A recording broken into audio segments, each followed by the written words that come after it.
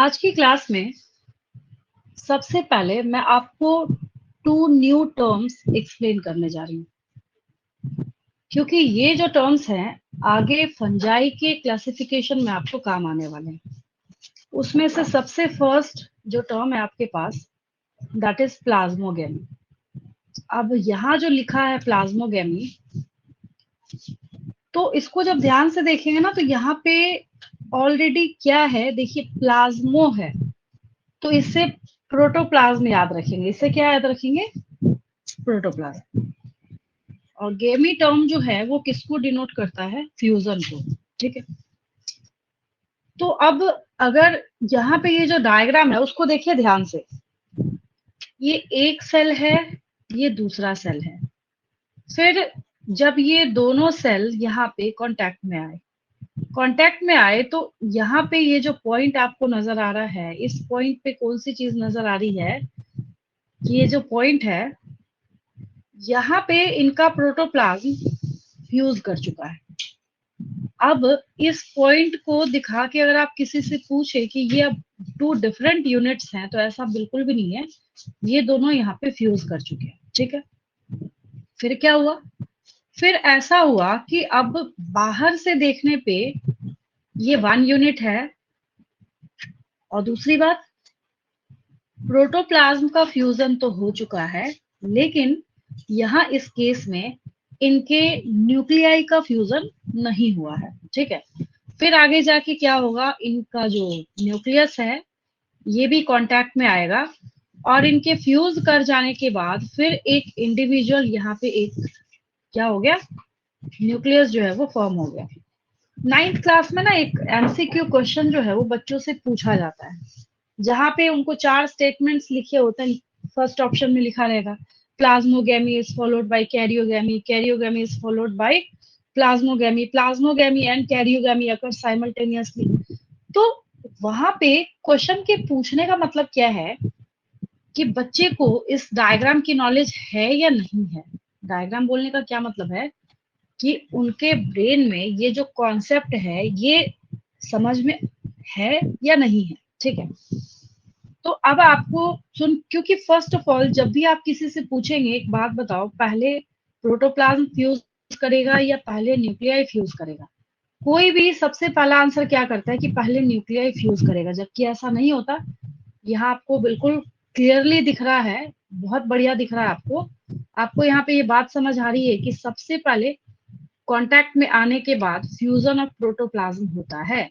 अब अगर fusion of protoplasm होता है तो उसको जरूर कोई ना कोई टर्म दिया गया होगा। फ्यूजन ऑफ प्रोटोप्लाज्म इतना ही बोलना है, ठीक है। तो ये जो फ्यूजन ऑफ प्रोटोप्लाज्म हो रहा है इसको हम टर्म क्या देते हैं? प्लाज्मोगेमी कहते हैं। क्या कहते हैं? प्लाज्मोगेमी कहते हैं।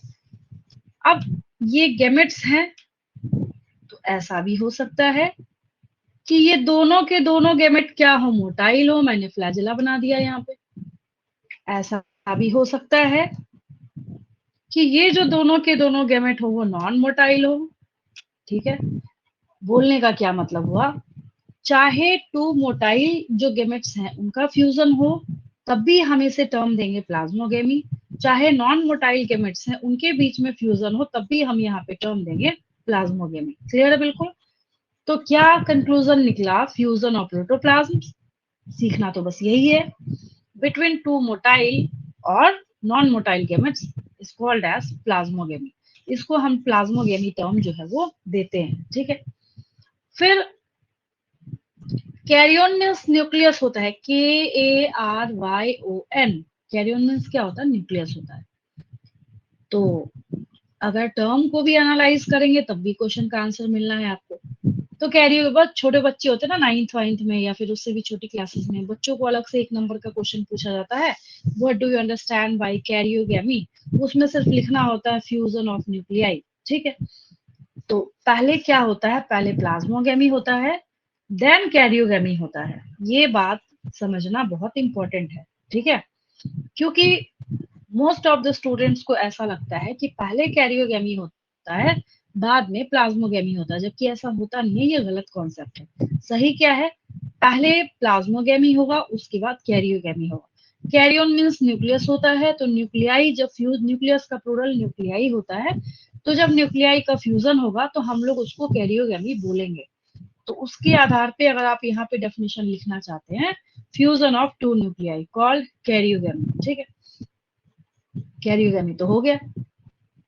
कैरियोगेमी हुआ तो क्या बना ये यहाँ पे, ये जायगोट बन गया। क्या बन गया? जायगोट बन गया। लेकिन फंजाई के केस में ऐसा कभी नहीं समझना है।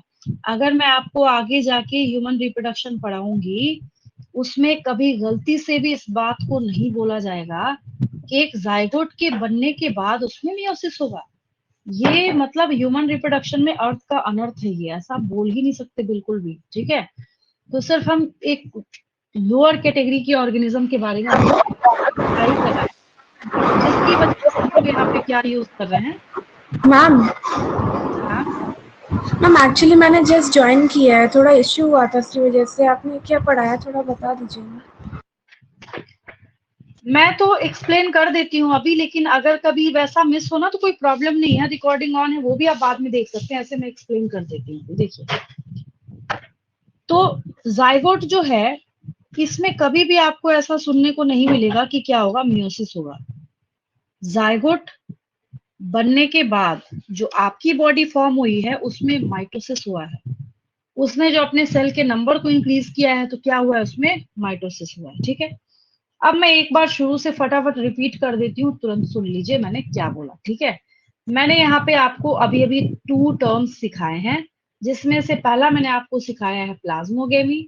तो प्लाज्मोगेमी की जब बात करें तो ये है सेल नंबर 1, ये है सेल नंबर 2। इनके कांटेक्ट में आने के बाद सबसे पहले इनका प्रोटोप्लाज्म फ्यूज होता है। तो इनका जो यहाँ पे प्रोटोप्लाज्म फ्यूज हुआ है, उसको हम क्या बोलेंगे, प्लाज्मोगेमी बोलेंगे। तो जिसके लिए मैंने यहाँ मेंशन करा है, fusion of protoplasm between two motile और non motile gametes called plasmogamy, ठीक है। ये तो क्लियर हो गया। प्लाज्मोगेमी होने के बाद अब बची बात किसकी, ये दो न्यूक्लियाई की। तो KARYON, कैरियोन मीन्स न्यूक्लियस होता है, तो कैरियोगेमी बोलने का मतलब ऑब्वियस हो गया कि जब न्यूक्लियाई का फ्यूजन होगा तो हम उसको क्या बोलेंगे, कैरियोगेमी बोलेंगे, ठीक है। तो fusion of nuclei is called as, known as, termed as karyogamy. दूसरी बात आपने ये सीखी है, आसान सा है। और जब फ्यूजन हो गया तो क्या बनेगा, जायगोट बनेगा। जायगोट का रिप्रेजेंटेटिव स्ट्रक्चर है, जिसके बारे में अभी मैं आपको सिखाऊंगी। तो हम लोग यहाँ पे उसको टर्म जाइगोस्पोर भी दे देते हैं, जाइगोस्पोर भी बोलते हैं, उसमें कहीं कोई दिक्कत नहीं, कोई एरर नहीं, कोई प्रॉब्लम नहीं, ठीक है। तो जायगोट में ये जो मैंने लिखा ना यहाँ पे, मियोसिस इन जायगोट, ये बहुत डेंजरस है। डेंजरस बोलने का क्या मतलब है, ऐसा अगर कभी गलती से ह्यूमन रिप्रोडक्शन में आपने लिख दिया तो सामने वाला पर्सन समझेगा ये बेवकूफ है एक नंबर का। क्योंकि जायगोट के बनने के बाद आपकी जो मल्टी सेलुलर बॉडी बनी है, वो किसका रिजल्ट है, वो माइटोसिस का रिजल्ट है। मियोसिस सिर्फ सिर्फ और सिर्फ किसके लिए होता है, गेमेटोजेनेसिस के लिए होता है ह्यूमंस में। लेकिन यहाँ पे ये एक अनोखा कॉन्सेप्ट है कि जो जायगोट फॉर्म हुआ, जायगोट में भी मियोसिस होगा, जो कि आगे जाके हैप्लॉइड स्पोर्स बनाने का काम करेगा।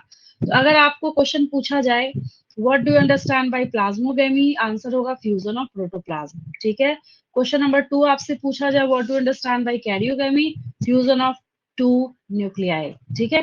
फिर which type of cell division occurs in zygote of fungi after karyogamy, karyogamy होने के बाद ही इसकी जो आइडेंटिटी है वो एक जायगोट की तरह होगी। तब यहाँ पे आंसर हो जाएगा मियोसिस। लेकिन ये क्वेश्चन ही गलत हो जाएगा अगर मैं ह्यूमन रिप्रोडक्शन को यहाँ पे इन्वॉल्व कर दूं तो। और अगर मैं दूसरे तरीके से क्वेश्चन को उल्टा करके पूछूं, name the type of cell division which are responsible for, या फिर which is responsible for formation of haploid spores in fungi, then the answer is also meiosis, ठीक है। अब समझ आया, अब ठीक है, क्लियर है सबको। मैम ये कौन सा चैप्टर है?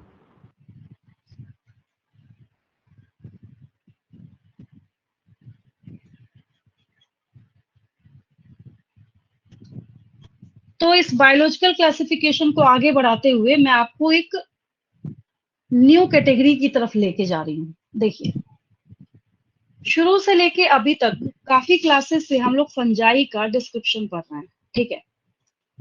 अभी इसके बाद मैं आपको यहाँ पे कैटेगरीज ऑफ फंजाई कराने जा रही हूँ, ठीक है। जब हम कैटेगरीज ऑफ फंजाई करते हैं तो बच्चों को मैं एक बात बोलती हूँ, कहती हूँ कि फंजाई को पढ़ने के पहले, मतलब पढ़ने के पहले बोलने का क्या मतलब, हम तो इतने दिन से पढ़ ही रहे हैं।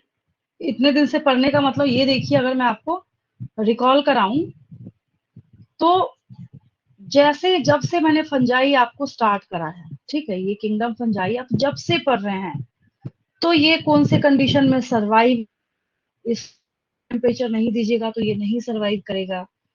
अगर आप फंजाई को इस पूरे वर्ल्ड से निकाल दें, इस अर्थ से निकाल दें, जैसे एक यीस्ट छोटा सा एग्जांपल है, तो चाहे हम बेकरी की बात करें, चाहे हम वाइन इंडस्ट्री की बात करें, उनका काम नहीं चलेगा। ये देखिए यीस्ट है, ठीक है, और कितना बढ़िया यहाँ पे इसके बर्ड्स जो है वो टूट टूट के दूसरे यीस्ट जो है वो बनते हुए भी आपको यहाँ पे नजर आ रहे हैं, ठीक है।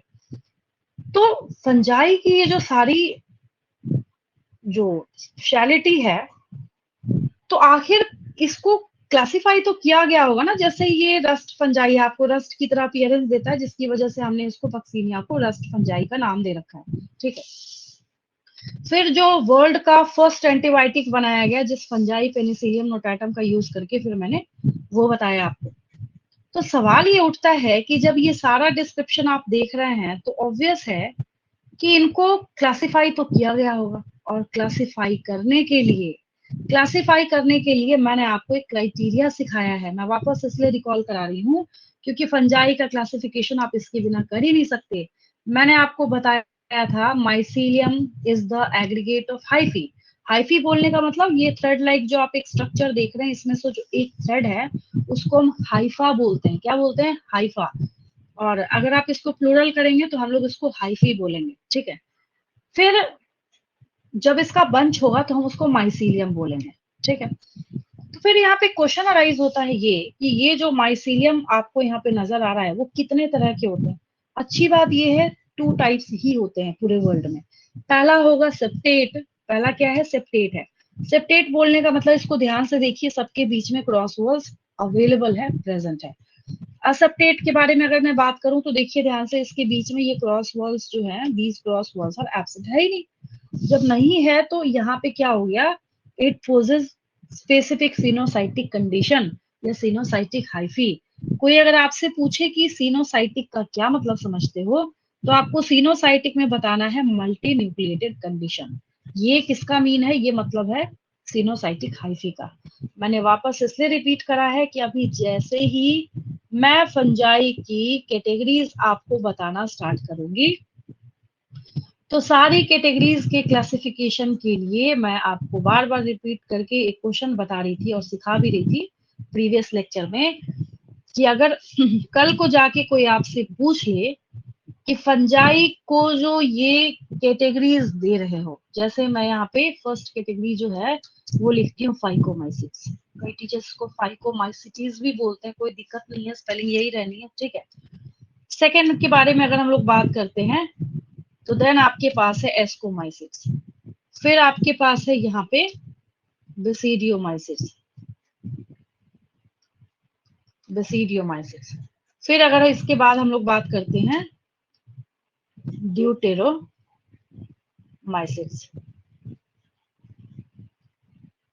बस ये 4 कैटेगरीज जो है वो एनसीईआरटी के अकॉर्डिंग आपको पढ़नी है। तो ये कैटेगरीज हो गई फंजाई के लिए। फिर क्वेश्चन क्या बनता है? क्वेश्चन ये है आपके लिए कि ये कैटेगरीज जो आपने बनाया है और जो फॉर्म किया है, कैसे बनाया आपने, कैसे फॉर्म कर दिया? क्या इनका क्लास टेस्ट लिया था, ऑडिशन लिया था, कोई तरीका था, कैसे आपने इनको कैटेगराइज करा है? Answer is type of mycelium. चाहे आपको मोड ऑफ न्यूट्रिशन दिया जाए ऑप्शन ए, चाहे आपको वहां पे दे दिया जाए colour of fungi, habitat of fungi, mode of nutrition of fungi, और एक लिखा जाए माइसीलियम, तो माइसीलियम को हम टिक करते हैं। तो आपको एक क्या बात समझ आई कि mycelium is the basic criteria for classification of fungi. तो आप यहाँ पे किसको इस्तेमाल कर रहे हैं? माइसीलियम को इस्तेमाल कर रहे हैं, ठीक है। 5 टाइम्स तो भी मैंने आपको बोल दिया। कि हम यहाँ पे इसका माइसीलियम देखेंगे, कौन कैसा माइसीलियम कैरी करता है। ठीक है, तो ये जो नेम्स है आपको देखिए लास्ट में तो सब में माइसिट्स लगा हुआ है, फाइकोमाइसिट्स, एस्कोमाइसिट्स, बेसिडियोमाइसिट्स, ड्यूटेरोमाइसिट्स। ठीक है, ये 4 कैटेगरीज हैं आपके पास। जब हम एक क्लास में एक फंजाई को डिस्क्रिप्शन करेंगे, इसका बोलने का मतलब है कि हम 50 टाइम्स उस वर्ड को रिपीट करेंगे। अगर हम एक इंग्लिश का भी वर्ड मानते हैं तो इतनी बार सुनने के बाद तो ऑब्वियस है वैसे भी किसी बच्चे को याद हो जाना है। ठीक है, तो ये फाइकोमाइसिट्स है। क्या है ये? फाइकोमाइसिट्स है। ठीक है, तो ये जो 4 कैटेगरीज है आपके पास, उसमें से सबसे पहले जो हम लोग पढ़ेंगे वो फाइकोमाइसिट्स पढ़ेंगे। उसके पहले मेरी तरफ से एक ट्रिक आपको ये याद रखना है, क्योंकि आप टाइप ऑफ माइसीलियम सीख चुके हैं, आपको पता है what is the meaning of mycelium. तो एक बात हमेशा याद रखेंगे कि आपके पास जो फर्स्ट कैटेगरी ऑफ फंजाई है, ये this one, Phycomycetes. First category of fungi क्या है? फाइकोमाइसिट्स। सिर्फ ये एसेप्टेट है, only the first category of the fungi contains aseptate mycelium. बाकी सब के सब, चाहे हम एस्कोमाइसिट्स की बात करें, चाहे बेसिडियोमाइसिट्स की बात करें या ड्यूटेरोमाइसिट्स की बात करें, सब के सब कैसे हैं? सेप्टेट हैं। कैसे हैं?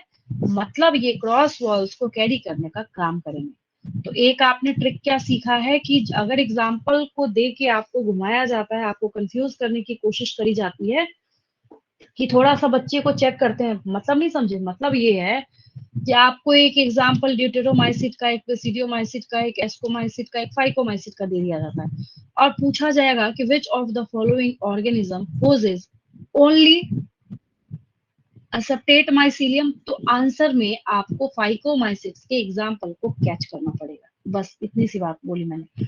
और डायरेक्ट और सीधा क्वेश्चन तो वैसे भी नहीं पूछा जाना आपसे।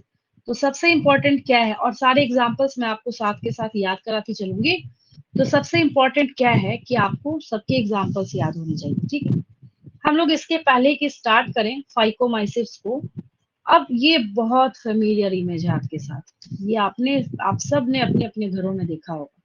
ये क्या है? ये आपको दिख रहा है कि एक, ऐसे अगर हम साइंस के लैंग्वेज में बोले तो एक डिकेइंग ब्रेड का पीस है, मतलब खराब हो रहा है। ठीक है, डिकेइंग है। तो जो ये डिके हो रहा है यहाँ पे, और ये जो पैचेस हैं, इसको जब जाके बिल्कुल सुपर जूम करके बहुत ज्यादा मैग्निफिकेशन के साथ जब आप इसको एनालाइज करेंगे माइक्रोस्कोप के अंदर, तो आपको यहाँ पे ऐसे छोटे छोटे स्पोरेंजियोस्पोर्स दिखेंगे। और ये जो सारे के सारे स्पोरेंजियोस्पोर्स हैं, तो पहले तो इसने अपना स्टॉक कैरी किया है, सो किया ही है, और इतना स्मार्ट वर्क कर रहा है कि ये देखिए आपस में एक दूसरे के साथ कनेक्टेड भी है। इसने इंटरलिंकिंग भी शो करके रखी हुई है। एक टर्म है यहाँ पे आपके पास, राइजोइड। ठीक है, अगर कोई आपसे पूछता है कि what do you understand by the term rhizoid, कई जगह पे आता है, लेकिन हम लोग यहाँ पे फंजाई के बारे में बात कर रहे हैं। तो फंजाई के बारे में जब हम लोग बात करते हैं, तो फंजाई क्या है, और फंजाई और राइजोइड्स जो है आपको कई जगह पे सुनने को मिलेगा। ब्रायोफाइट्स में पढ़ाऊंगी वहां भी राइजोइड्स होंगे, फंजाई में पढ़ा रही हूँ वहां भी राइजोइड है। ठीक है, तो जो अगर मैं यहाँ पे आपको लिटरल मीनिंग की बात करूं, तो any structure that possess root like appearance. Trick ये है मेरी तरफ से, अगर आपको वो देख के, सही में देख के ऐसा फील नहीं हो रहा ये रूट लाइक अपीयरेंस दे रहा है, ये क्या कर रहा है? एंकरेज का काम कर रहा है। एंकरेज मतलब क्या होता है? पकड़ होता है। पता ही आपको एंकरेज का क्या मतलब होता है? तो ये क्या कर रहा है यहाँ पे? एंकरेज का काम कर रहा है। तो ये क्या हो गया? शॉर्ट, थिन, बहुत पतले पतले है ये फिलामेंटस स्ट्रक्चर्स इन फंजाई। ठीक है, दैट हेल्प्स इन एंकरिंग, मतलब ऐसे पकड़ बना के। अब ये सब का सब देखिए इस ब्रेड के पीस पे स्टिक करके बैठा हुआ है, तो इसने क्या किया हुआ है? एंकरेज बना के यहाँ पे रखा हुआ है। ठीक है, और ऑर्गेनिज्म जो है ये इतना स्मार्ट है, फंजाई है, ऐसी थोड़ी है कॉस्मोपॉलिटन टर्म यूज किया हमने इसके लिए।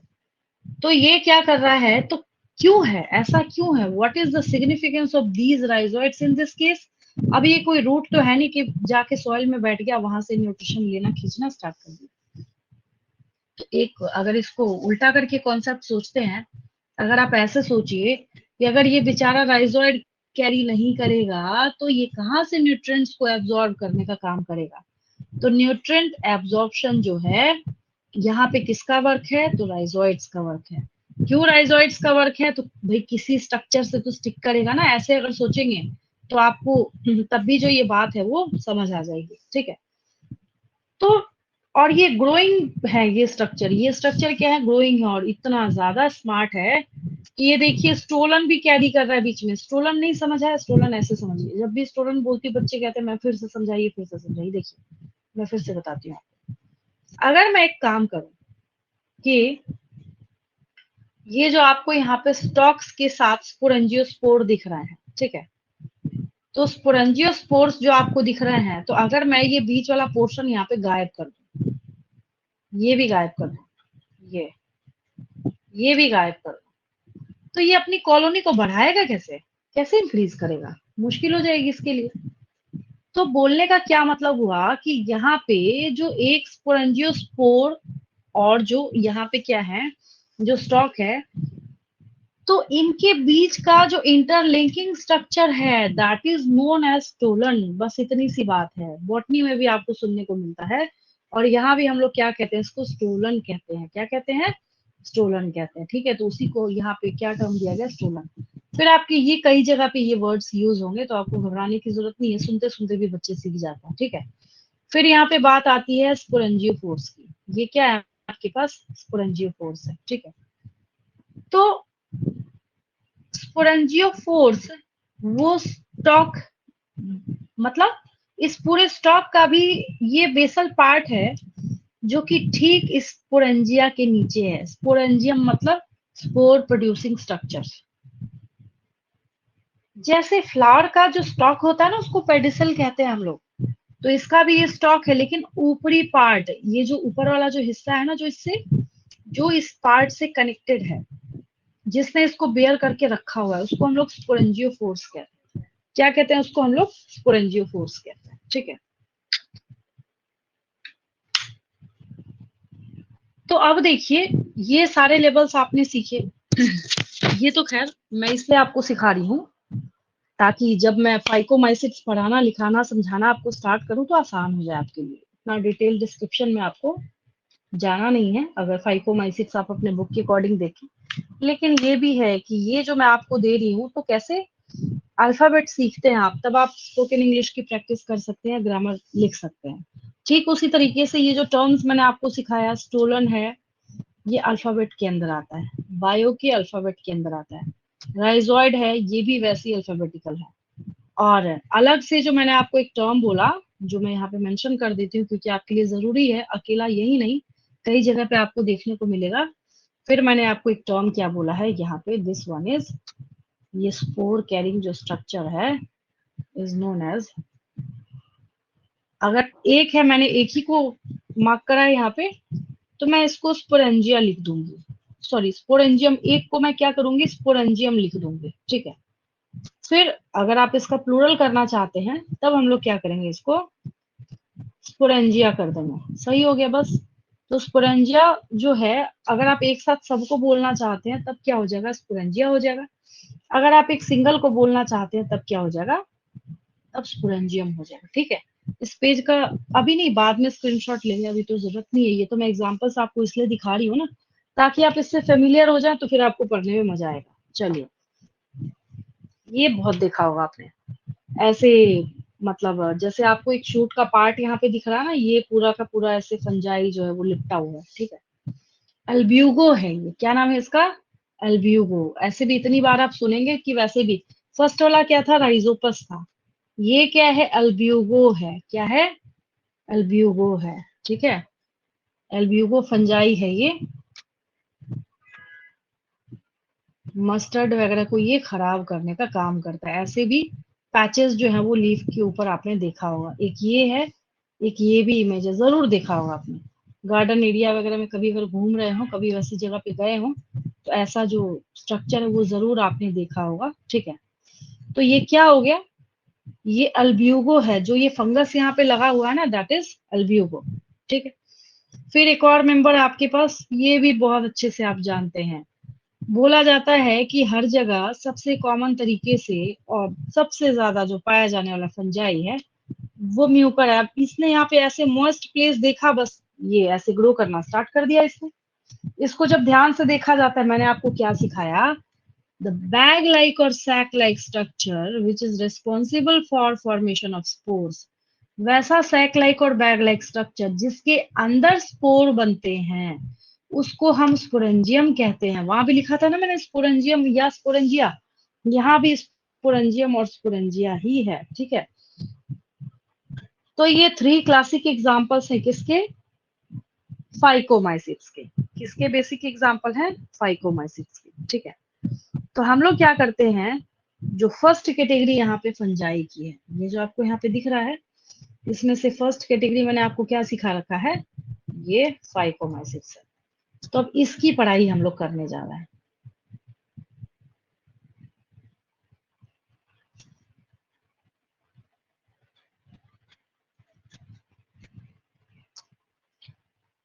तो जैसे ही फाइकोमाइसिट स्टार्ट करते हैं, तो एक बात मैं आपको बताती हूँ और याद दिलाती हूँ कि जब फंजाई पढ़ाना मैंने आपको और बेसिक इंट्रोडक्शन देना मैंने आपको शुरू ही किया था, ठीक उसी वक्त की बात मैं आपको बता रही हूँ। तो जब मैंने एक्सप्लेनेशन स्टार्ट किया था, तो मैं बार बार अभी भी जस्ट मैंने जब रिकॉल कराया आपको शुरू से, तब भी मैंने एक ही बात आपको बोली कि ये जो फंजाई है इसका हैबिटेट लिखना ना सुपर इजी है। सिर्फ आपको 2 बातों का ध्यान रखना है कि उसके पास ऑप्टिमम मॉइस्चर अवेलेबल होना और टेम्परेचर होना चाहिए उसके पास, ठीक है। तो उसकी वजह से क्या होता है, इसका जो हैबिटेट लिखना है ना वो बहुत आसान हो जाता है। क्या करेंगे हम, सबसे पहले मैंने आपको वैसे भी सिखा रखा है कि सबसे पहले हैबिटेट से लिखना स्टार्ट करेंगे, तो वैसे भी आसान हो जाएगा आपके लिए। तो मॉइस्चर देना है इसको इजिली सरवाइव करने के लिए, ग्रो करने के लिए। पहली चीज कहाँ पाया जाएगा ये, तो एक्वेटिक हैबिटेट में पाया जाएगा। कहाँ पाया जाएगा, एक्वेटिक हैबिटेट में पाया जाएगा। और कहाँ पाया जाएगा ये, डिके होने वाली जो चीजें, अभी तो आपने देखा डिकेइंग ब्रेड देखा ना आपने, अब डिकेइंग ब्रेड है, फिर आपके पास डिकेइंग वुड है, मॉइस्ट होना चाहिए ये ऑब्वियस, तभी डिके हो रहा है इन मॉइस्ट प्लेसेस।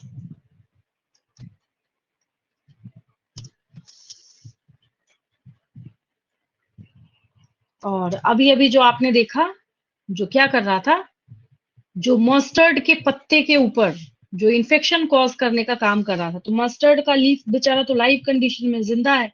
इसका मतलब क्या हुआ कि ये पैरासाइट की तरह भी बिहेव कर सकता है, और as obligate parasites on plants, ये हैबिटेट हो गया इसका।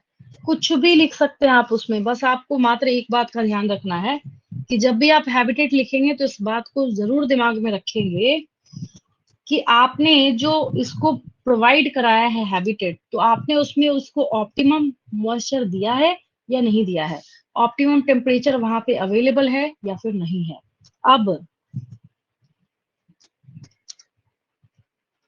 अब एक ऐसा पॉइंट आ रहा है ना,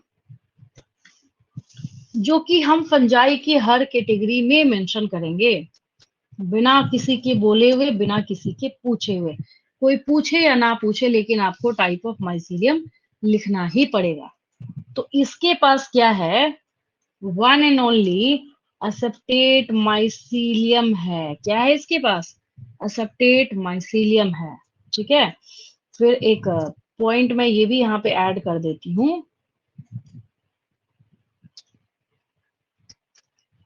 mycelium becomes सिनोसाइटिक। नहीं याद आए तो सिनोसाइटिक के विद इन ब्रैकेट यहाँ पे मैंने यहाँ पे मल्टी न्यूक्लिएटेड ऐड कर दिया, ठीक है। मल्टी न्यूक्लिएटेड कंडीशन है इसके पास, माइसीलियम बिकम सिनोसाइटिक और मल्टी न्यूक्लिएटेड। कैसे हो गया ये, due to absence of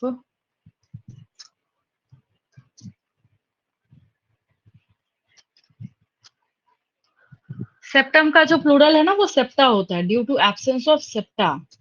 septa को मैंने क्या सिखाया था आपको, मैंने बोला था क्रॉस वॉल्स भी बोल सकते हैं इसको समझने के लिए, तो मैंने वो भी लिख दिया सिंपल लैंग्वेज में। क्रॉस वॉल्स जो है इसके पास एब्सेंट है, ठीक है।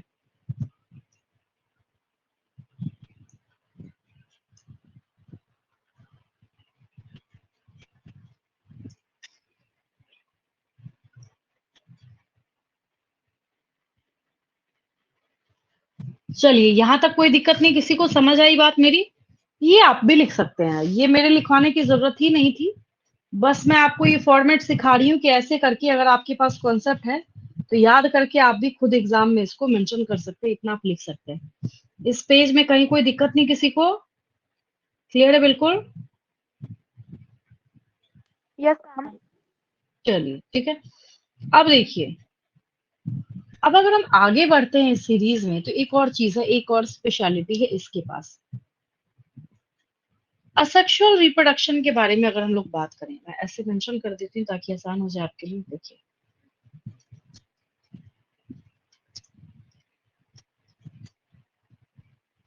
असेक्सुअल रिप्रोडक्शन,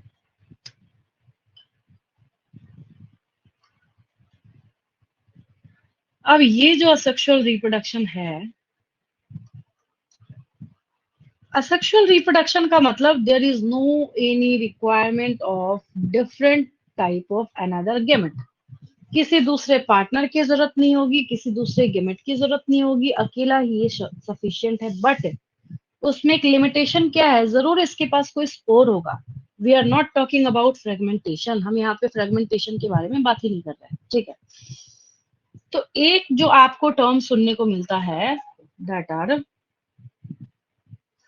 यहाँ पे हो जाएगा ज़ूस्पोर्स, और एक जो टर्म आपको यहाँ पे सुनने को मिलेगा, एक हो गया ज़ूस्पोर, यहाँ रहने दीजिए।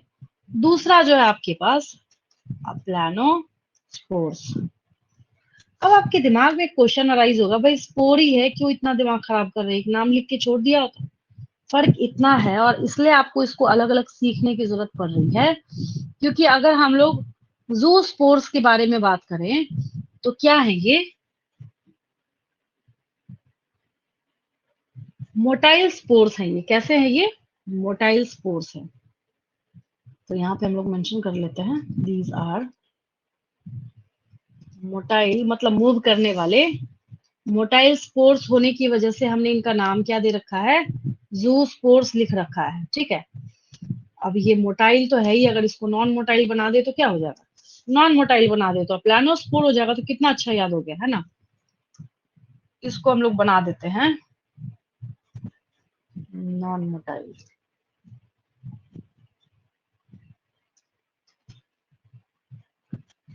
हो गया। असेक्सुअल तो है ही लिखा हुआ ना, अब अलग से तो नहीं लिखने की जरूरत है। नॉन मोटाइल असेक्सुअल स्पोर्स और phycomycetes are termed as aplanospore, मतलब समझ गए। ये मतलब इस छोटे से रिप्रेजेंटेशन में बहुत सारा डिस्क्रिप्शन जो है वो हिडन है, आगे जाके बहुत काम आने वाला है आपको। साफ सीधा क्वेश्चन पूछा जाएगा, give the term for non motile asexual spores of phycomycetes, answer is aplanospores. Give the term for motile asexual spores in phycomycetes, answer is zoospore. ये क्या है, इनके बीच में डिफरेंसेस है। तो ये कॉन्सेप्ट था जो आपने सीखा अभी अभी, ठीक है, और आसान भी है। ऐसा नहीं है ना कि सुनने के बाद आप बोले नहीं क्या ये रॉकेट साइंस चलाया है इसके अंदर, हमें तो ये बात ही नहीं समझ आ रही, दोबारा सीखना पड़ेगा, दोबारा समझना पड़ेगा। कुछ नहीं है ऐसा, बहुत आसान है, बहुत इजी है। तो एक आपने सीखा है जूस्पोर, दूसरा आपने सीखा है अप्लानोस्पोर। नॉन मोटाइल कौन सा है, अप्लानोस्पोर है। मोटाइल कौन सा है, जूस्पोर है, ठीक है। सवाल ये उठता है कि ये जो स्पोर्स है ये बनते कैसे हैं, ठीक है। तो अभी अभी मैंने आपको एक टर्म बोला था, स्पोरेंजिया। क्या बोला था, स्पोरेंजिया। एक और चीज है, अब ऐसा भी नहीं है कि स्पोरेंजिया जो टर्म है वो सिर्फ आप फंजाई में सुनिएगा। स्पोरेंजिया जो टर्म है आपको बॉटनी के वर्ल्ड में भी सुनने को मिलेगा, ठीक है। तो जब हम यहाँ पे इसके बारे में बात करते हैं तो स्पोरेंजिया क्या है? ऐसा सैक लाइक और बैग लाइक स्ट्रक्चर है, बिल्कुल जीरो लेवल का ये डायग्राम है, कोई भी बच्चा इसको बना सकता है, ड्रॉ कर सकता है। अगर मैं आपसे क्वेश्चन पूछूं कि इसको देखने के बाद आपको क्या लग रहा है, तो आप बोलेगा अच्छा ये क्या है, यहाँ पे एक सैक लाइक स्ट्रक्चर अवेलेबल है इसके पास, और इसके पास एक क्या है, स्टॉक है। ठीक है, तो बोला जाता है कि जब जो स्पोर्स हैं वो स्पोरेंजिया के अंदर बनते हैं। कहाँ बनते हैं? विद इन द स्पोरेंजिया जब फॉर्म होगा, तो हम यहाँ पे एक टर्म देते हैं कि जो स्पोर्स हैं कैसे बन रहे हैं, वो एंडोजिनसली बन रहे हैं। तो हम यहाँ पे लिखेंगे spores are produced endogenously. Endogenously मतलब अंदर बनेगा, उसके उसकी इनसाइड बनेगा। ठीक है, spores are produced endogenously within the sporangium. अब क्लियर हो गया?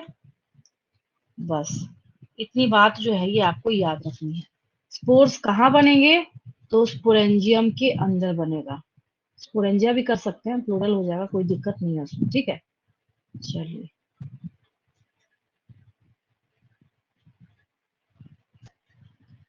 इस पेज का स्क्रीनशॉट लेंगे।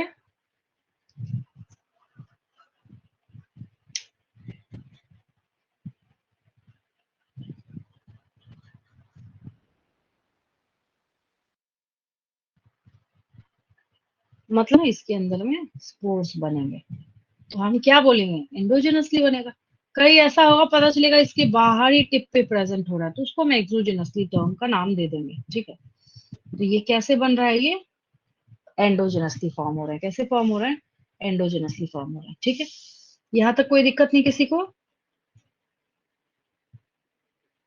No ma'am. चलिए आगे देखिए। ये हमने बात करी असेक्सुअल रिप्रोडक्शन की।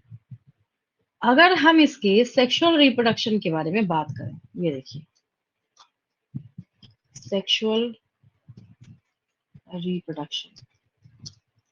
सेक्सुअल रिप्रोडक्शन सुनते के साथ आपको ऑटोमेटिकली एक टर्म जो है वो जरूर हमेशा हर जगह याद आ जाएगा। क्या टर्म है वो?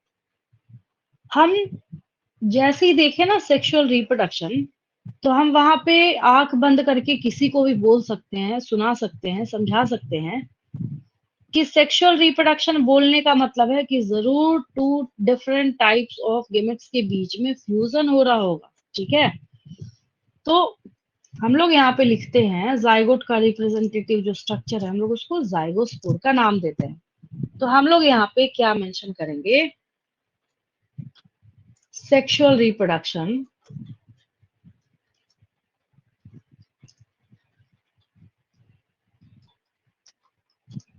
इन fungi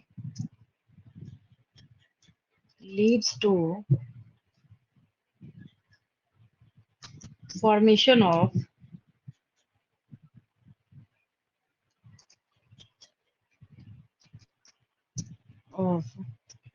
a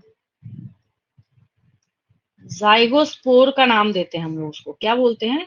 जाइगोस्पोर बोलते हैं। जाइगोट का रिप्रेजेंटेटिव स्ट्रक्चर है, जाइगोट का इक्विवेलेंट स्ट्रक्चर है। Sexual reproduction in fungi leads to formation of a zygospore. क्या बना दिया इसने? जाइगोस्पोर बना दिया। कैसे बनाया इसने? By fusion of two gametes. हम लोग इसमें क्या ऐड कर देंगे यहाँ पे? By fusion of two gametes. यहाँ पे दो गेमेट जब फ्यूज करेंगे तब क्या बनेगा? यहाँ पे जाइगोस्पोर बनेगा। फिर मैं आपको पहले वो डायग्राम शो कर देती हूँ जिसके थ्रू मैंने आपको समझाया था। देखिए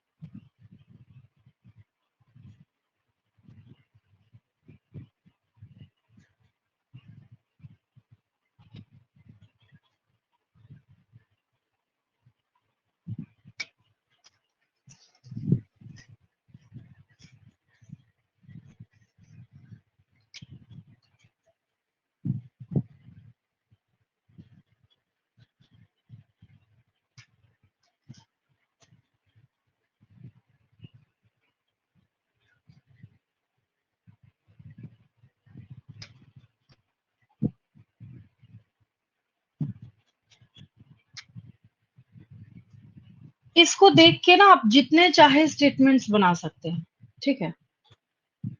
और एक और बात है कि ये भी आपको जो आइसोगेमी अनाइसोगेमी यूगेमी है ना, ये भी आपको कितनी जगह पे देखने सुनने को मिलेगा ना, काउंटिंग नहीं है उसकी, आप थक जाएंगे पढ़ते पढ़ते, इतनी जगह आपको सुनने को मिलेगा।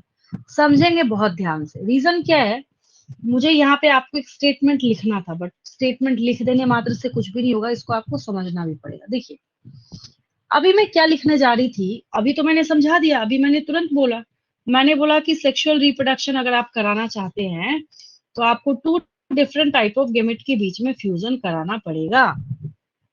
ठीक है, क्लियर? आप बोलेंगे इसमें कहीं कोई दिक्कत नहीं, ठीक है। अब सुनेंगे टर्म और कंडीशंस।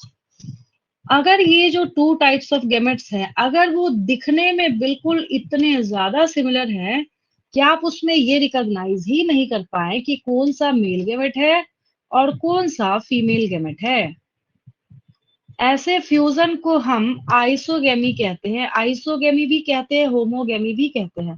आइसो मतलब क्या होता है, सिमिलर होता है। आइसो मतलब क्या होता है, सिमिलर होता है। तो अगर आपसे पूछा जाए give the term for fusion between two similar type of which are morphologically, मतलब बाहर से दिखने में, भाई अंदर से तो डिफरेंट है ना, एक मेल है फीमेल है, तो हम यहाँ पे मॉर्फोलॉजिकली बात कर रहे हैं, मतलब एक्सटर्नल फीचर को देखते हुए सिर्फ बात कर रहे हैं। हम उसके ट्रांसवर्स सेक्शन क्रॉस सेक्शन की तरफ नहीं जा रहे हैं हम लोग, ठीक है, या उसके इंटरनल स्ट्रक्चर के बारे में हम लोग बात नहीं कर रहे। तो कोई अगर आपसे पूछे कि बिल्कुल टू सिमिलर दिखने वाले जो मॉर्फोलॉजिकली बिल्कुल सिमिलर है, अगर वैसे गेमेट्स के बीच में फ्यूजन होता है, इस पूरे नेचर में अगर कभी किसी ऐसे गेमेट के बीच में फ्यूजन होगा, सिर्फ फंजाई में ही नहीं, तो हम लोग उसको क्या बोलेंगे, हम लोग उसको आइसोगेमी बोलेंगे। क्या इवन मैं एल्गी पढ़ाऊंगी वहां भी सिखाऊंगी मैं आपको ये, ठीक है। हम लोग उसको क्या बोलेंगे, आइसोगेमी बोलेंगे। याद हो गया सबको आइसोगेमी? अगर आपसे आइसोगेमी पूछा जाए तो क्या लिखेंगे, मेरी बात समझ आ रही है? Isogamy is the fusion between two morph similar. Isogamy का क्या मतलब हो गया, fusion between morphologically two exactly similar type of gametes is termed as isogamy, ठीक है। ये हो गया आपका आइसोगेमी।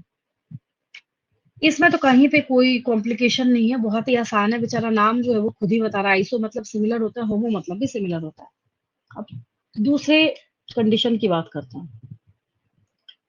दो गेमेट ऐसे हैं जिसमें कि एक जो गेमेट है इसका साइज छोटा है, और फीमेल जो गेमेट है उसका साइज क्या है, बिगर है, बड़ा है।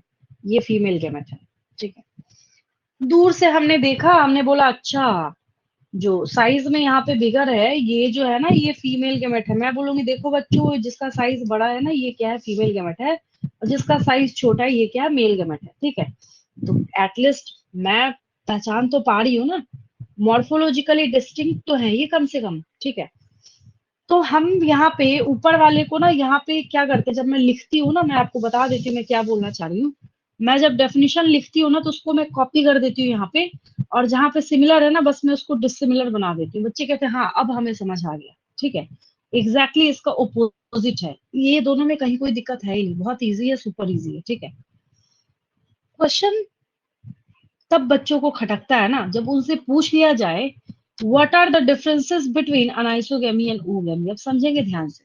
Actually oogammy is a kind of anisogamy. कई किताबों ने ऐसा लिखा है कि अगर कायदे से देखा जाए तो जो oogammy है वो अनाइसोगेमी का टाइप है। oogammy में भी हम सेम चीज लिखेंगे, oogammy is the fusion between two dissimilar type of gametes which are morphologically completely distinct from each other, but female gamete is non motile and male gamete is motile. यहाँ पे एक ये limitation लगी हुई है। तो आपने जैसी मोटाइल और नॉन मोटाइल का अलग अलग केस देखा नहीं आपने कि आपको oogammy को टिक कर देना है। आपको किसको मार्क करना है, वहां पे oogammy को मार्क करना है। तो स्टेटमेंट मैं आपको लिखने वाली थी आगे जाके, फिर मुझे याद आया कि नहीं, स्टेटमेंट लिखने से क्या फायदा है। मैं आपको इतना केपेबल बना देती हूँ कि आप इसको बिना रटे खुद ही एग्जाम में लिख सकते हैं, ठीक है। तो ये आपने क्या सीखा, what are the differences between isogamy anisogamy and oogammy, ठीक है। इसको समझने में कोई दिक्कत किसी को?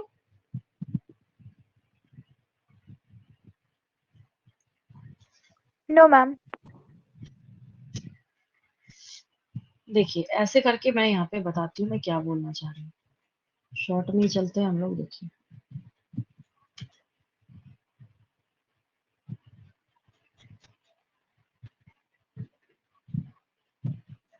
ये आइसोगेमी था ना, तो यहाँ पे मैं लिख देती हूँ, फिर इसको कॉपी करके तुरंत मैं आइसोगेमी बना दूंगी यहाँ से।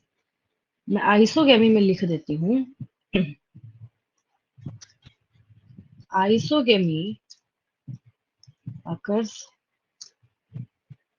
between two similar सिमिलर या आइडेंटिकल भी लिख सकते हैं हम लोग गेमेट्स।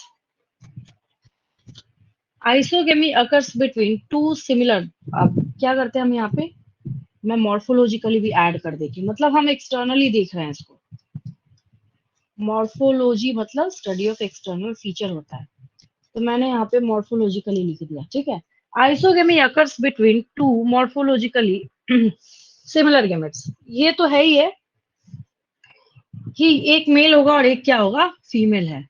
क्या मतलब हो गया, in which different types of gametes are not differentiated. हम यहाँ पे डिफरेंशिएट नहीं कर सकते। ठीक है, अब मैंने क्या बोला था आपको कि मैं इसका ऑपोजिट अगर कर दूं ना, तो ये अनाइसोगेमी बन जाएगा। आइसोगेमी को यहाँ रहने देते हैं, फिर क्या करते हैं, मैंने यहाँ पे अनाइसोगेमी पेस्ट कर दिया। अब इस आइसो को बना दीजिए अनाइसो। ठीक है, अब जो यहाँ पे आपको दिख रहा है टू मॉर्फोलॉजिकली सिमिलर है ना, सिमिलर को बना दीजिए डिसिमिलर। बस बन गया अनाइसोगेमी। और ऐसा करने से क्या हुआ, आपको समझ भी आ गया कि मैं इतनी देर से आपको क्या बोलना चाह रही थी। डिसिमिलर गेमेट्स, ये हो गया अनाइसोगेमी। ये रहा आपका अनाइसोगेमी। फिर सवाल ये उठता है, फिर ये ऊगेमी का क्या ड्रामा है, अब ये क्या है। तो ऊगेमी बोलने का मतलब है कि डिसिमिलर तो है ही है, गेमेट्स आर डिसिमिलर, लेकिन डिसिमिलर होने में ये अपने साथ एक गारंटी ला रहा है। क्या गारंटी ला रहा है, इसके पास इस चीज की गारंटी है कि जो मेल गेमेट है, male gametes are smaller and motile. ये मोटाइल है, ये मूव कर सकता है। तो ये क्या हो गया, स्मॉलर भी हो गया, मोटाइल भी हो गया। ऊ गेम में हम लोग क्या लिखेंगे, male female gametes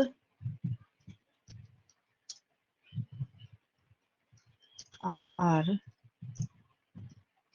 bigger and stationary भी लिख सकते हैं, नॉन मोटाइल भी लिख सकते हैं, नॉन मोटाइल।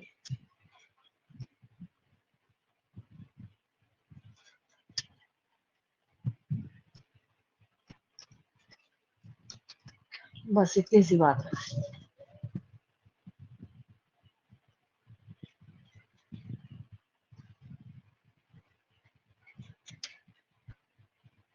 चलिए यहाँ तक क्लियर है, बिल्कुल यहाँ तक समझने में कोई दिक्कत तो नहीं किसी को, है ना।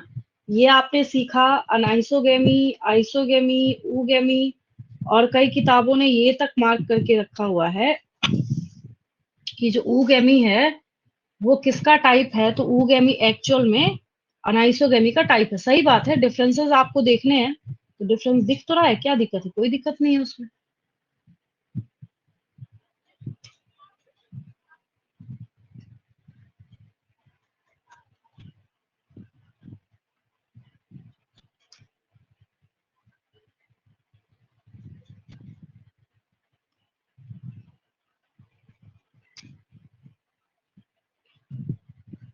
ये हो गया आपका आइसोगेमी अनाइसोगेमी, यहाँ अलग कर दिया हमने।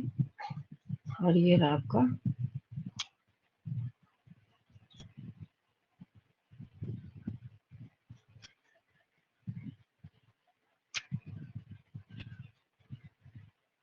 चलिए इस पेज का स्क्रीनशॉट लेंगे, आगे चलते हैं हम लोग।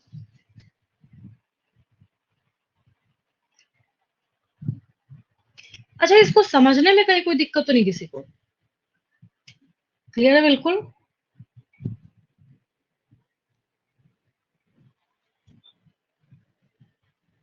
यहाँ तक क्लियर है बिल्कुल? Yes yes ma'am. मैम। तो ये पॉइंट मेंशन करते के साथ अब हमारे पास लास्ट में सिर्फ एक ही चीज लिखनी रह गई, दैट इज एग्जाम्पल्स। सिर्फ हम लोगों को क्या लिखना है? एग्जाम्पल लिखना है। पढ़ क्या रहे हैं हम लोग? फाइकोमाइसिट्स पढ़ रहे हैं, फाइकोमाइसिट्स की पढ़ाई कर रहे हैं, तो हम क्या करेंगे? इनके एग्जाम्पल्स लिखेंगे। ठीक है, तो कॉमन एग्जाम्पल में सबसे फर्स्ट एग्जाम्पल है आपके पास राइजोपस। ठीक है, अब ये भी मैंने बहुत एक्सप्लेनेशन दिया स्टार्ट करने के पहले ताकि आपको याद हो जाए। दूसरा एग्जाम्पल है आपके पास म्यूकर, मैं लिख रही हूँ अभी, ठीक है, ट्रिक भी बता रही हूँ याद करने का। थर्ड एग्जाम्पल है आपके पास अल्ब्यूगो। ये आपके पास क्या है? ये अभी जो आपने देखा ये अल्ब्यूगो है, और इसके बाद लास्ट में जो यहाँ आपको ये दिख रहा है ऐसे, ये दिस वन इज म्यूकर। बच्चे कहते हैं मैम हम एग्जाम में जाके ना एग्जाम्पल्स भूल जाते हैं, पजल कर जाते हैं, उसमें कंफ्यूज कर जाते हैं। ठीक है, तो कंफ्यूजन को दूर करने के लिए मैं बच्चों को कहती हूँ कि ट्रिक याद कर लो, जिससे क्या होगा एग्जाम में भूलोगे नहीं इसको। तो आपको करना क्या है? आप लिख रहे हैं एग्जाम्पल्स ऑफ फाइकोमाइसिट्स। तो मैं बच्चों को कहती हूँ ना RAM, राम याद कर लो। इससे क्या बेनिफिट होगा? इनिशियल्स याद होते हैं ना, तो हमें जैसे कैसे पीरियोडिक टेबल याद करने के लिए आपने बहुत सारा ट्रिक बनाया होगा। ठीक है, आर आपको याद आएगा, आप बोलेंगे अच्छा कुछ तो था आर से, आपको राइजोपस याद आ जाएगा, जरूर याद आएगा आर देखते के साथ। अब क्वेश्चन पूछा जाता है कि which of the following is the bread mould. ठीक है, अभी अभी जो आपने देखा तो ये क्या है? ब्रेड मोल्ड है ये। The bread mould is Rhizopus. कौन है? राइजोपस है। ए देखेंगे, बोलेंगे अच्छा कुछ तो हम पढ़ रहे थे ए से, तो आपको एग्जाम्पल याद आ जाएगा अल्ब्यूगो। क्या याद आएगा आपको? अल्ब्यूगो। ठीक है, अभी अभी जो आपने देखा ये वही पैरासिटिक फंजाई है, the parasitic fungi on mustard. ठीक है, ये हो गया। देन मैंने एम बताया आपको, म्यूकर है, हर जगह कहीं भी जहां मॉइस्चर देखा नहीं, म्यूकर जो है वो निकलना शुरू कर देता है। ठीक है, बहुत ही कॉमन सा एग्जांपल है आपके पास। तो मैंने आपको क्या किया, ये जो बिल्कुल जीरो लेवल के आसान से आपके पास 3 एग्जांपल्स थे, मैंने वो आपको सिखाया है। ट्रिक क्या बताया? राम याद रखेंगे। ठीक है, तो उससे क्या होगा, ऑटोमेटिकली एग्जाम में आपको याद आ जाएगा कि नहीं आर से क्या था, ए से क्या था, एम से क्या था। पहचानते भी आप इन ऑर्गेनिजम्स को। अब पूरा फाइकोमाइसिट्स याद हो गया सबको? याद कर लिया सबने? समझ आया सबको? Yes ma'am. चलो,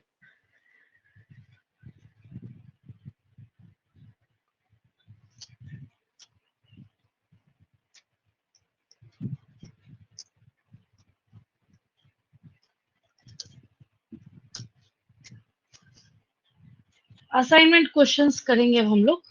पहला, give the term for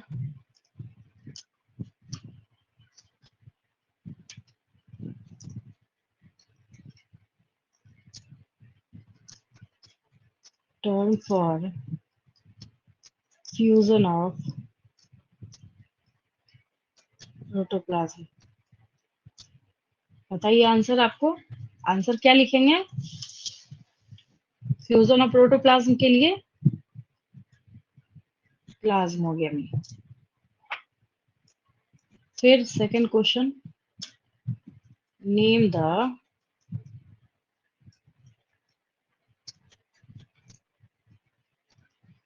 bread mould.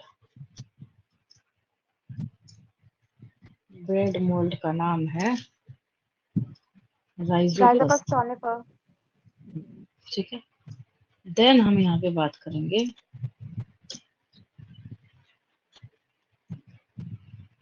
What are प्लानोस्पोर्स।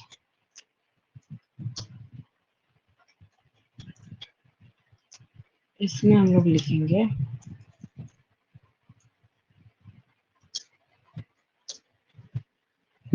Specific non motile asexual spores in phycomycetes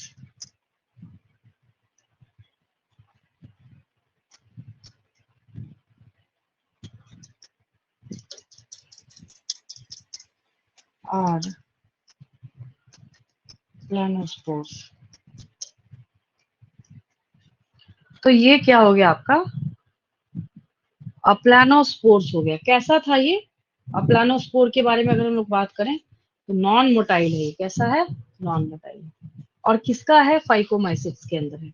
अगर मोटाइल हो जाएगा तो हम लोग उसको जूस्पोर का नाम दे देंगे। ठीक है, ये पेज हो गया सबका। Yes ma'am.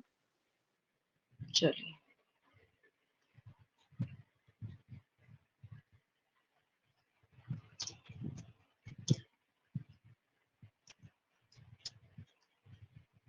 give the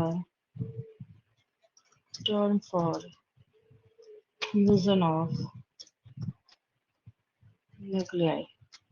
karyogamy, karyon मतलब ही न्यूक्लियस होता है। इतना याद आएगा तो ऑटोमेटिकली आपको टर्म भी याद आ जाएगा, karyogamy. Next question, name the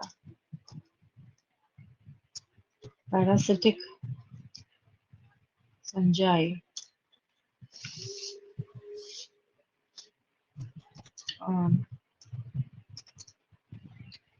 mustard। Albugo लिखेंगे।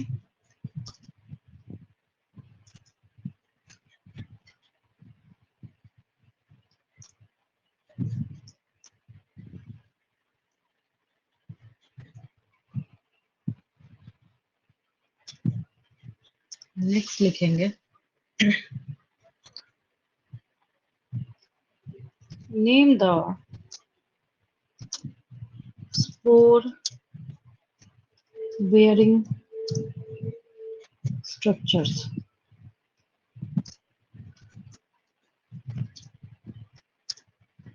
स्पोरेंजिया कहते हैं हम लोग इसको। अगर एक बोलना चाहते हैं स्पोरेंजियम बोलेंगे हम लोग।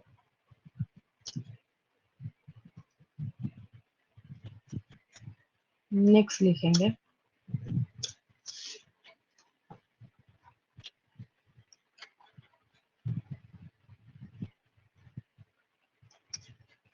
What are zoospores in phycomycetes।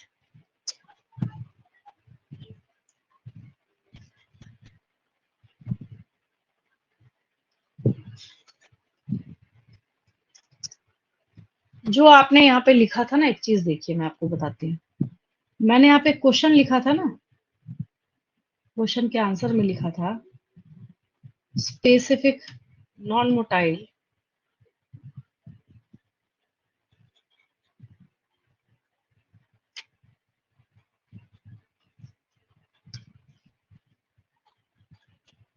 Spores in phycomycetes. What are zoospores in phycomycetes. हमें क्या करना है, जो आपने सीखा है स्पेसिफिक नॉन मोटाइल को मोटाइल बना देना। और असेक्सुअल स्पोर तो है ही है, बिल्कुल। अब हमें इसको क्या बना देना है, जूस्पोर्स बना देना है। बस यही बोल रही थी मैं आपको। एक नॉन मोटाइल था तो हमने उसको टर्म दिया था प्लानोस्पोर का। अगर वो मोटाइल है तो हम उसको किस चीज का टर्म देंगे, जूस्पोर का।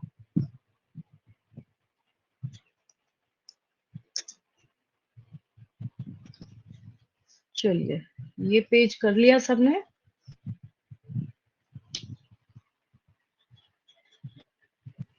Yes, ma'am.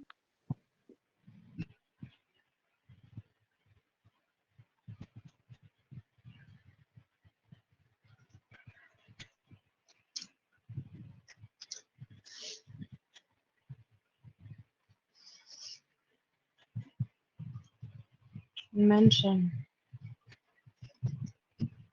the, ये क्वेश्चन ना कई बार मैं दूंगी आपको, बहुत बार, ताकि कंफ्यूजन जो है हमेशा के लिए खत्म हो जाए।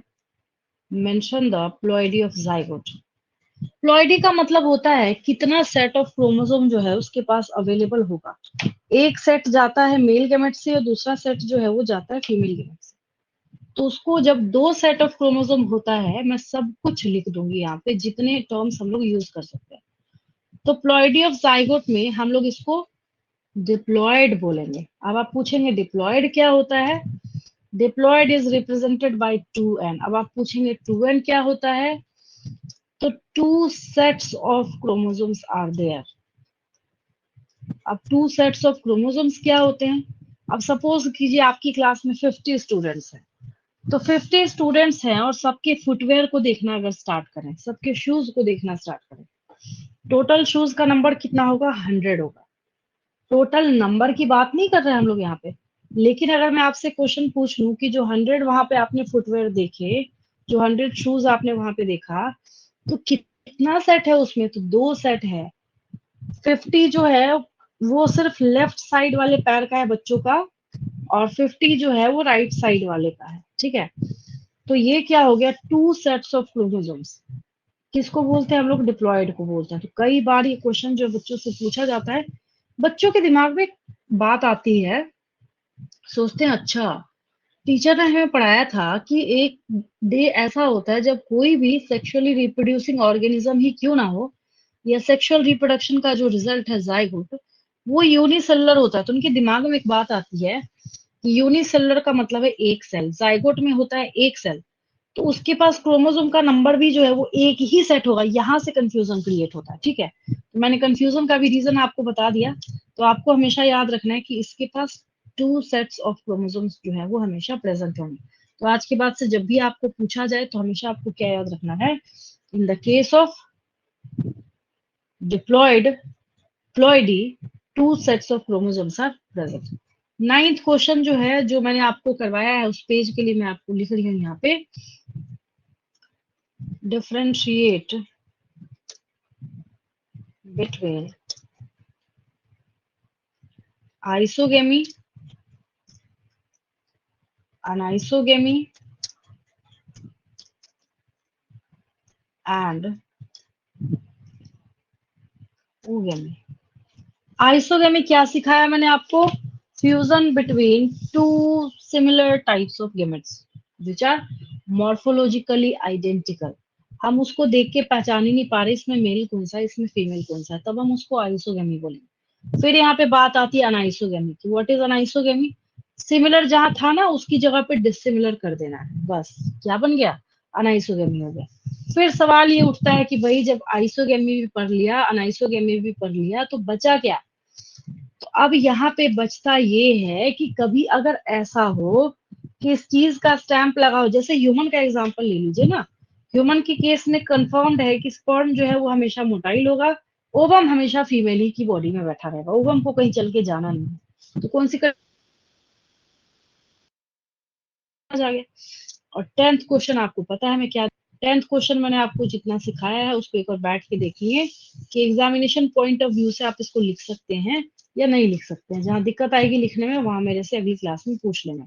मैं यहाँ पे आपको लास्ट क्वेश्चन दे रही हूँ, write a detailed note on फाइकोमाइसिस।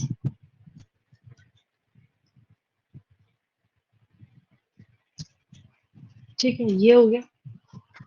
तो हम लोग फाइकोमाइसिट्स के ऊपर डिटेल्ड नोट जो है, और हाँ लिखना कैसे है आपको पहले देखेंगे समझेंगे सीखेंगे, चाहे सीखने के लिए आपको 10 बार लिखना क्यों ना पड़े, 20 टाइम्स लिखना क्यों ना पड़े, जब याद हो जाए फिर असाइनमेंट क्वेश्चन वाली कॉपी में उसको कर लेंगे। ठीक है, यहाँ तक कोई दिक्कत किसी को समझने में? No, ma'am. क्लियर है बिल्कुल? Yes, ma'am. चलिए लीव करूं मैं? Yes, ma'am. Yes, ma'am. Thank you, ma'am. Thank you ma'am, bye ma'am. Bye.